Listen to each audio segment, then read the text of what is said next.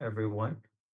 So, in this reporting, our reporting today, we'll talk about the central and peripheral nervous system pharmacology, which is the chapter 5. Next, please.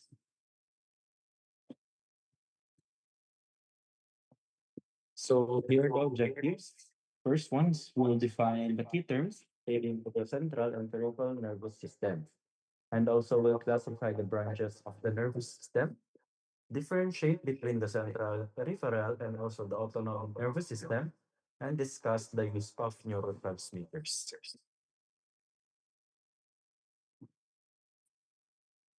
And will explain in detail the difference between the parasympathetic and the sympathetic branches of the nervous system, and differentiate the effects of cholinergic and anticholinergic agents on the nervous system.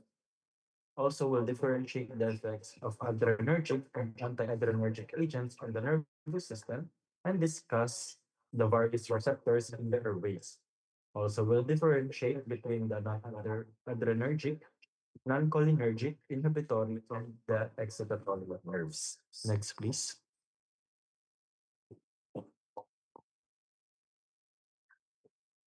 So here are the terms. So in the acetylcholine or the ACH, it is a chemical produced by the body that is used in the transmission of impulses. So it is destroyed by the enzyme cholinesterase, while in the adrenergic naman, or also known as the adrenomimetic, it refers to a drug stimulating a receptor for norepinephrine or the epinephrine. In the afferent naman, or afferent, it is the signals that are transmitted to the brain and its spinal cord, while the anti-adrenergic naman, it refers to a drug that is blocking a receptor for the norepinephrine or the epinephrine. Next, please. The anticholinergic naman, it refers to a drug that blocks a receptor for acetylcholine or the ACH, while the central nervous system or the CNS, it is the system that includes the brain and the spinal cord, controlling the voluntary and the involuntary acts. In the cholinergic naman or the cholinomimetic, it refers to a drug that is causing the stimulation of a receptor for acetylcholine. While the efferent naman, it is the signals that are transmitted from the brain to the or and the spinal cord. Next, we have the norepinephrine. Norepinephrine is a natural occurring catecholamine that is produced by the adrenal medulla that has properties similar to epinephrine. So it is used as a neurotransmitter in most sympathetic terminal nerve sites. While the parasympathetic naman, it is the agent that is blocking, inhibiting the effects of the parasympathetic nervous system. While the parasympathomagnetic naman, it is also an agent causing stimulation of the parasympathetic nervous systems. And the PNS, or also known as the peripheral nervous system, ito naman yung portion of the nervous system that is outside the central nervous system, including the sensory, sympathetic, and the parasympathetic nerves. Next, we have the sympatholytic. It is the agent blocking or inhibiting the effects of the nervous or the sympathetic nervous system. And the sympathomimetic naman is the agent that is causing a stimulation of the sympathetic nervous system. So remember, one of the major control systems in the body is the nervous system, comprising of the sensory afferent nerves, the motor afferent nerves, and the autonomic nervous system, which is then divided further into sympathetic and the parasympathetic branches. So now we move on to the autonomic branches. So the motor and the sensory neurons of the somatic nervous system do not form synapses outside the spinal cord before reaching their target. So a single motor neuron runs directly from the CNS to the skeletal muscle, and it then releases acetylcholine or ACH to produce the muscle contraction. So it is different from the autonomic nervous system kung saan dito sa ANS is This is where the signal passes through multiple synapses. Because of this extra synapses, the autonomic system has more possible sites where drug can act. So, yun nga. Sa somatic, mas direct siya, straightforward. While in the autonomic naman is mas complex yung pathway. So, motor and sensory neurons of the somatic nervous system do not form synapses outside the spinal cord before reaching their target. So, a single motor neuron runs directly from the CNS to the skeletal muscles and releases acetylcholine to produce muscle contraction.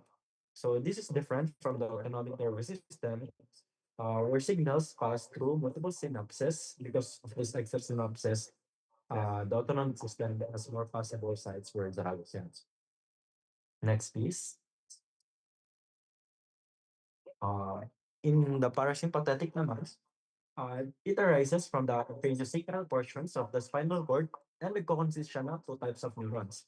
The preganglionic fiber that leads to or from the vertebrae to the ganglionic synapse outside the cord, and the postganglionic fiber, another type of neuron from the ganglionic synapse to the gland or smooth muscle that is being innervated.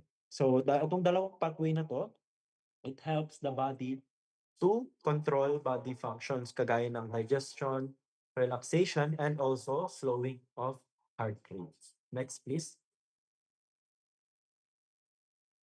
So the sympathetic branch arises from the thoracolumbar portion of the spinal cord, and it consists of short preganglionic fibers and long postganglionic fibers. So the sympathetic neurons from the spinal cord terminate in ganglia that lies on either side of the vertebral column. In the ganglia or the ganglionic chain, the preganglionic fiber makes contact with the postganglionic neurons. So as a result, or once one sympathetic preganglionic neuron is stimulated, the action passes to many or all of the postganglionic fibers. Yun nga. So, kasi nga, since maraming postganglionic neurons ang nakakonect sa one preganglionic neuron, nagkakaroon ng activation of signals and at the same time, na-activate niya din yung many organs. So, this allows the body to respond quickly during stress, like in the fight or flight response. Next, please.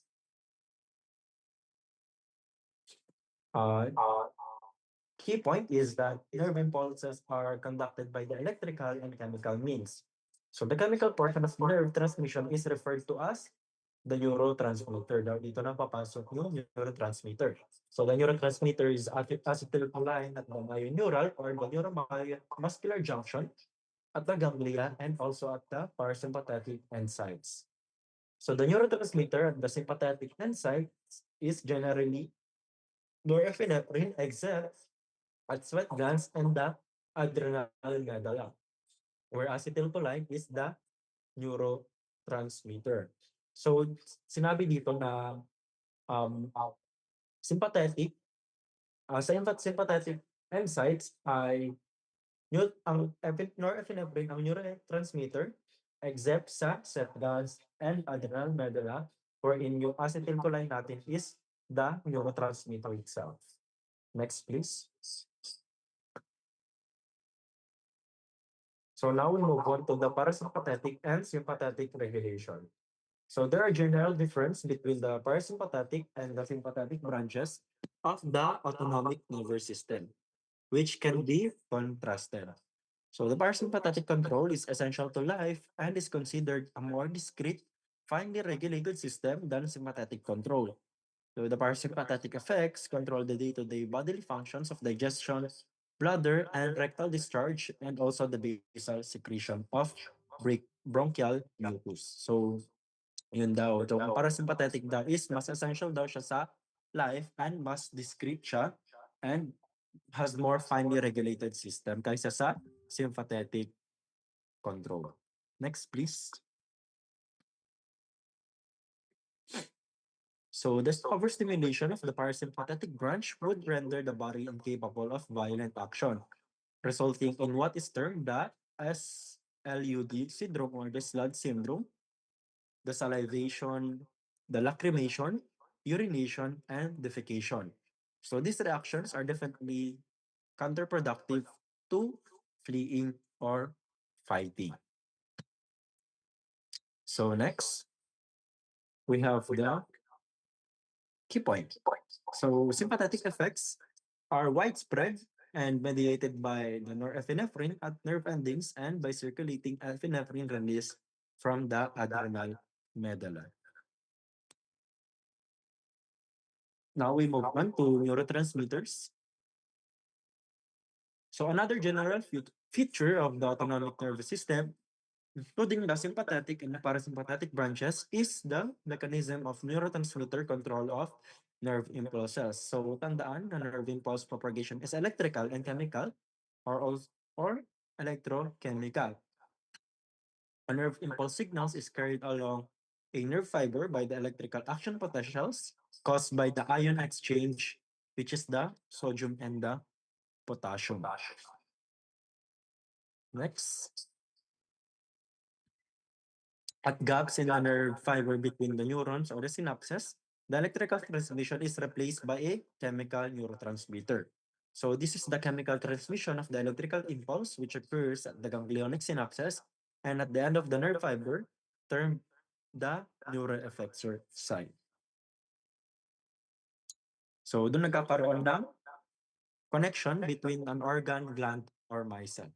So additional lang, the identification of the chemical transmitters dates back to Lewis' experiments in 1921 and is fundamental to understanding autonomic drugs and also their classification. So the usual neurotransmitters in the peripheral nervous system, including the ganglionic synapses and the terminal sites in the autonomic branches.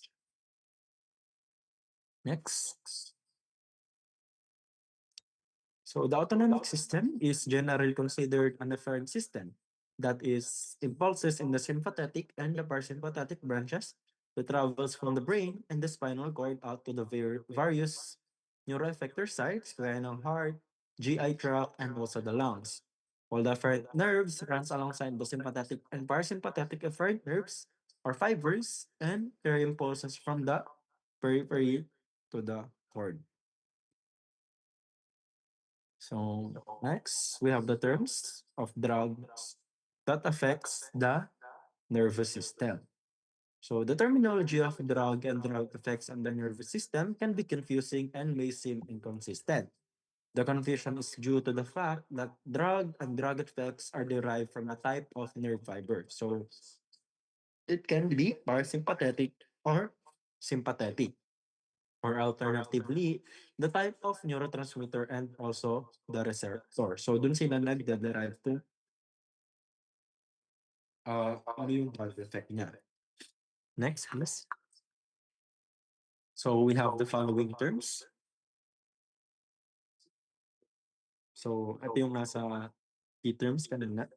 The parasympathomimimetic is an agent that is causing stimulation of the parasympathetic nervous system, while the parasympatholytic naman, it is an agent blocking or inhibiting the effects of the parasympathetic nervous system. So kapag yung parasympathomimetic siya yung nagkakos ng stimulation, ang parasympatholytic naman siya ang nagbablock or nag-inhibit ng effect ng parasympathetic nervous system.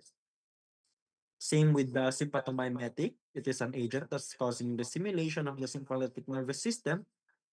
And the sympatholytic, siya din yung nagbablock effect of the sympathetic nervous system. Next, please. Also, we have additional terminologies. We have the cholinergic that refers to the ACH or the acetylcholine, and also the adrenergic is derived from the adrenaline. It is another term for the epinephrine, which is similar siya to norepinephrine and can stimulate sympathetic neuroeffector and sites. Next, please.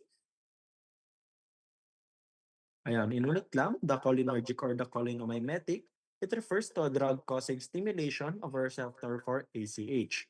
While the anticholinergic naman, it refers to a drug blocking a receptor for ACH. Yun nga, anti. It is an anticholinergic, meaning binablock niya yung receptor for the ACH. While the adrenergic naman or the adrenomimetic refers to a drug stimulating a receptor for the norepinephrine or the epinephrine. And the anti-adrenergic naman refers to a drug that blocks a receptor for norepinephrine or epinephrine. So the cholinereceptor or cholineceptor is an alternative term for the cholinergic receptor, and the adrenoreceptor naman is alternative naman siya for adrenergic receptor. Parang pinaiksi lang siya or pinag-mix lang siya. Kaya naging cholinereceptor or cholineceptor and the adrenoreceptor. Next, please. So, ito yung key point. Kapag sinabing parasympathomimimetic, it is cholinergic. Siya yung nag-stimulate. While the parasympatholytic naman, or it is the anticholinergic, meaning it blocks. Same with the sympathomimetic, it is adrenergic, and the sympatholytic is anti-adrenergic. Next, please. Now we move on to parasympathetic branch. So in the parasympathetic branch, the neurotransmitter ACH conducts nerve transmission at the ganglionic site and at the parasympathetic effector site at the end of the postganglionic fiber. So the term neurohormone has also been used in place of neurotransmitter. So ACH is considered in the presynaptic neuron, both sa ganglion and the effector site. So the ACH is synthesized from acetyl-CoA The terms cholinergic and choline that is then catalyzed by or the enzyme panglanan choline acetyl cholinomimetic are other transferase. than So ACH is parasympathomimetic stored in vesicles at adenoids. quantum of Agents stimulating 1,000 to acetylcholine receptors 50,000 located in the parasympathetic molecules system per or vesicle. other sites such as neuromuscular junction.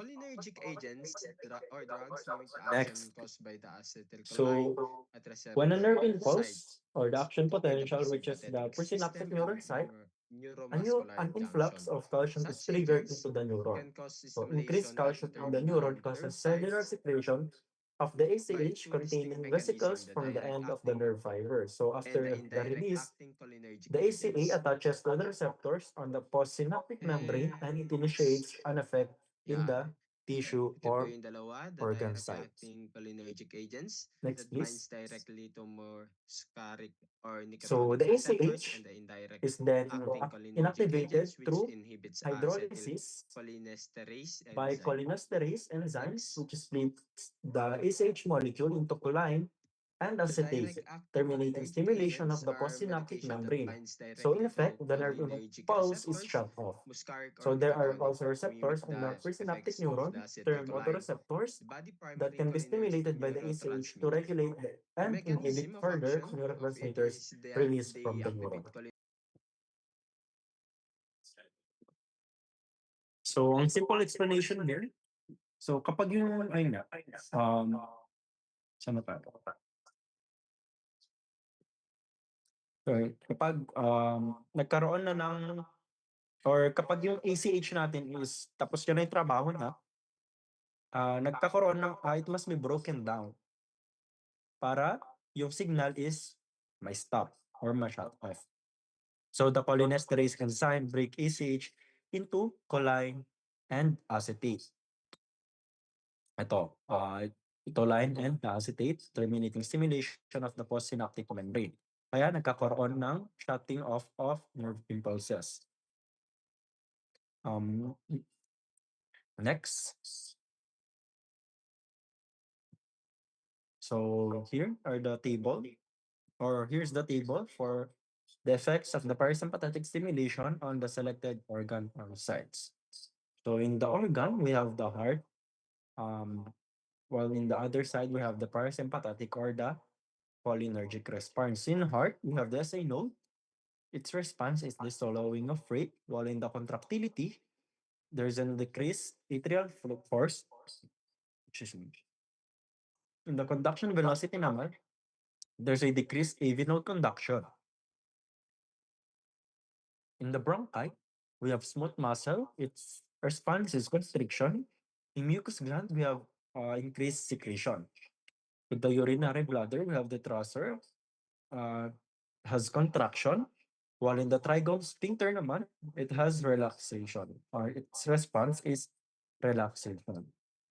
In the glycogenolysis naman, in the skeletal, sweat glands, lipolysis, and renin secretion, there is no reaction or there's no response. While in the insulin or secretion naman, in the in the pancreas, it increases the parasympathetic response. In the vascular smooth muscle naman, in the skin and mucosa, pulmonary, skeletal muscle, and coronary has no innervation. While in the salivary glands naman, nagkakaroon ng increased secretion. While in the skeletal muscle also has no response. While in the eyes naman, we have the iris radial muscle. It has no response. In the iris ciliary muscle naman, it has contraction or also known as the meiosis. In the ciliary muscle naman, there's a contraction for near vision. While in the gastrointestinal tract, it has increased motility. And while in the GI sphincters naman, it has or it responses relaxation. Next, please. So before considering parasympathetic agonists or antagonists, remember that the heart, it has a slow rate or vagus, while in the bronchial muscle naman, it has constriction. In the exocrine gland, it has increased secretion. Next. Next, we have the muscarinic and the nicotinic receptors and its effects. So may additional two terms tayo that are used to refer to stimulation of receptor sites for ACH. So these terms are derived from the action in the body of two substances, the alkaloids muscarine and the nicotine. So muscarine or muscarine, it is a natural product from the mushroom Amanita muscaria, and it also stimulates ACH, so it is cholinergic shock receptors at the parasympathetic terminal sites. While in the exocrine glands naman, it is lacrimal, salivary, and bronchial mucus glands, and the cardiac muscles, and also in the smooth muscles or the GI tract. While the other one is the nicotine. Next, please. The nicotine naman, it is a substance in the tobacco products. I'm pretty sure lahat tayo is alam natin ang nicotine. It stimulates ACH or the cholinergic receptors at the autonomic ganglia or the parasympathetic and sympathetic, and also in the skeletal muscle sites. So the ACH receptors at the autonomic ganglia and the skeletal muscles are termed nicotinic, as are the effects on these sites of stimulation. So nicotinic yung tawag sa um, yan, effects. Next, please. So the key point is that muscarinic, yun nga, paulit-ulit, muscarinic refers to cholinergic receptors at parasympathetic enzymes. So muscarinic receptors are distinguished into subtypes M1 through M5, with M2 receptors in the heart and M3 receptors on airways muscle. Sa susunod na presentation, which will be uh, reported by Leonard, ma-explain itong M1, M2, M3, and 4, and 5. Itong mga receptors na to. So the term nicotinic naman, it refers to cholinergic receptors on ganglia and at the neuromuscular junction. Next. So in this last slide of my report, so we'll have the muscarinic receptor sites from the M1 to M5, their location and their G protein subtype. So in the M1, we have the parasympathetic, its location is on the parasympathetic ganglia and also in nasal submucosal glands. While in M2, its location is on heart, postganglionic parasympathetic nerves. In M3, it's located in the airway smooth muscles and also in submucosal glands. In M4, it is located in postganglionic cholinergic nerves and it has possible effect on the central nervous system. And in M5, it has also possible effect on the central nervous kagaya na M4. So now we move on to cholinergic agent or types of agent to be reported by Leonard.